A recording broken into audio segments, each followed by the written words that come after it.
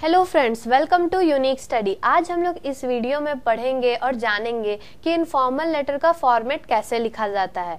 तो चलिए बिना देरी के शुरू करते हैं। और शुरू करने से पहले अगर आप लोगों ने हमारे चैनल को सब्सक्राइब नहीं किया है तो तुरंत कर लें, जिससे हमारी अगली वीडियो आप तक सबसे पहले पहुंचेगी। और जिन्होंने सब्सक्राइब कर लिया उन्हें बहुत बहुत धन्यवाद। अगर आप लोगों को फॉर्मल लेटर का भी फॉर्मेट चाहिए तो हमारे चैनल में जाके देख सकते हैं। तो चलिए शुरू करते हैं।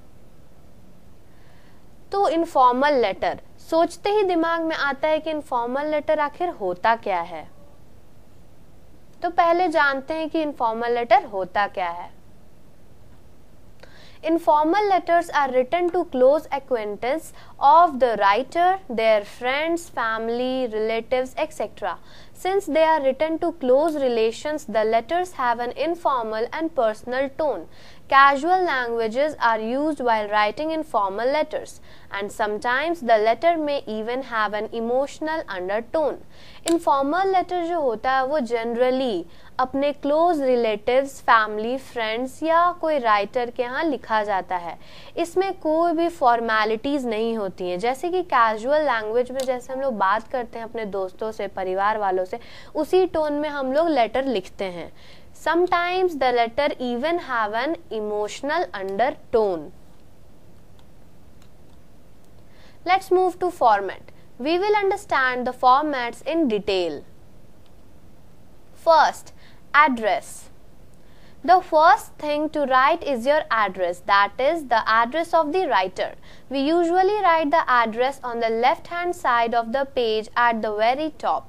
The address should be accurate and complete. Even when writing to close friends or relatives, the address must be written so they can reply back to the letter with ease. If the recipient of the letter is in another country, do not forget to write your country as well in the address. तो पहला हम लोग जब letter लिखते हैं तो अपना address डालते हैं।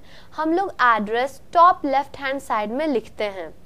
जो एड्रेस हम लोग लिखते हैं वो एकदम एक्यूरेट और कंप्लीट होना चाहिए, क्योंकि अगर आपके फ्रेंड और रिलेटिव्स रिसीव करते हैं लेटर और अगर उनको कोई रिप्लाई बैक करना है तो वो उस पते पे लिख सके और अपना एड्रेस डाल के आपका एड्रेस लेटर पे लिख के आप तक रिप्लाई भेज सके।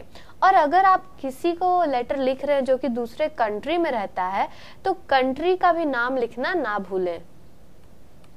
Next, date. Next, just below the address, we write the date.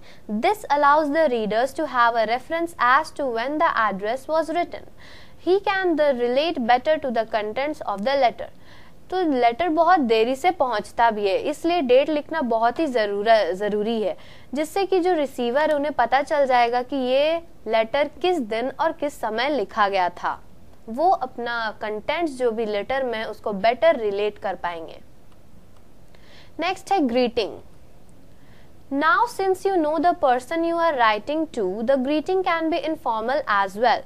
If it is a friend or someone close to your age, you can greet them by their first name like Dear Alex. And if you are writing to your mother and father, then you can write Dear Mom, Dear Dad. तो अगर आप लोग कोई informal letter लिख रहे हैं तो आप उन्हें ग्रीट भी इनफॉर्मल वे में कर सकते हैं, जैसे कि डियर एलेक्स, डियर मॉम या फिर डियर डैड। नेक्स्ट है इंट्रोडक्शन पैराग्राफ।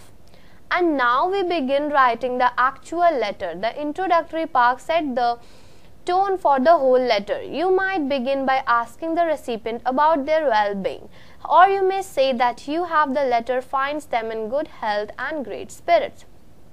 तो अब जो लेटर हम लोग लिखने जाते हैं वो एक्चुअल लेटर होता है। तो इंट्रोडक्टरी पार्ट, इसमें हम लोग इस तरह से लिखते हैं कि पता चले जो रिसीव कर रहा है उसके हालचाल के बारे में, जैसे कि how are you in well, या फिर अगर आप उनको रिप्लाई कर रहे हैं तो हम लोग लिखते हैं your letter finds them in good health and great spirits. Next, body of the letter.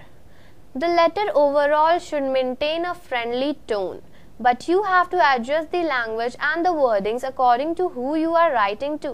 With a friend, you can afford to be very casual and flippant even. But if you are writing to an elder relative, you must be very respectful. तो letter, अब जो body of the letter है उसमें पूरा friendly tone में हम लोग लिखते हैं, लेकिन लिखने से पहले हम लोग को लैंग्वेज और वर्डिंग्स उसी के अकॉर्डिंग करना चाहिए, क्योंकि अगर आप फ्रेंड को लिख रहे हैं तो आप वेरी कैजुअली और फ्लिपेंट इवन में लिख सकते हैं, जैसे कैजुअली बात करते हैं फ्रेंड से। लेकिन अगर आप लोग किसी एल्डर रिलेटिव को लिख रहे हैं तो बहुत ही रिस्पेक्टफुल एंड कंसिडरेट होना चाहिए। नेक्स्ट है conclusion. In the conclusive paragraph, sum up the reason for writing the letter, that is, summarize the letter. Say a meaningful and affectionate goodbye to the reader, and do not forget to invite the reader to write back or reply to your letter. It shows an intention to keep the conversation going. तो अब जो part आता है वो conclusion आता है। तो conclusive paragraph में आप जो लेटर लिख रहे हैं उसका पूरा रीजन को मिला लीजिए, यानी कि समराइज करिए कि आपका लेटर का समरी क्या था। एक मीनिंगफुल और अफेक्शनेट गुड बाय भी लिखिए, और don't forget to invite the reader to write the back और रिप्लाई टू योर लेटर। अपने लेटर का रिप्लाई मांगना ना भूले। It shows an intention to keep the conversation going. Next है signature. There is no one way to sign off informal letters.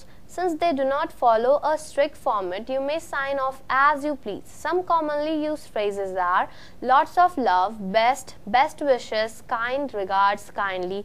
Pick the one that best suits the occasion and then simply sign your name below the greeting. अब जो last आता है वो signature आता है। इसमें आप जैसे भी इनफॉर्मल लेटर लिख रहे हैं तो उसी इनफॉर्मल वे में आप सिग्नेचर कर सकते हैं।